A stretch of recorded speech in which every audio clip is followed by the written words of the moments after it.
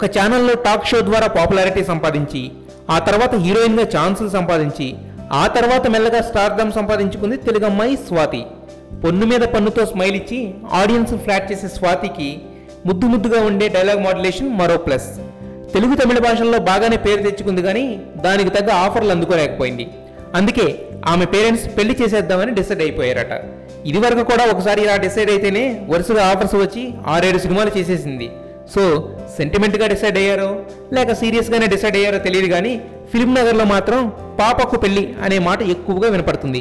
స్వాతి కూడా సిగ్గుపడుతుంది తప్ప కాదనట్లేదు, కన్ఫర్మ్ చేయట్లేదు. ఏదేమైనా సెలబ్రిటీలు పూటకు మాట చెప్పడం వల్ల ప్రూఫ్స్ చూపిస్తేనే కానీ నమ్మలేని పరిస్థితి వచ్చింది.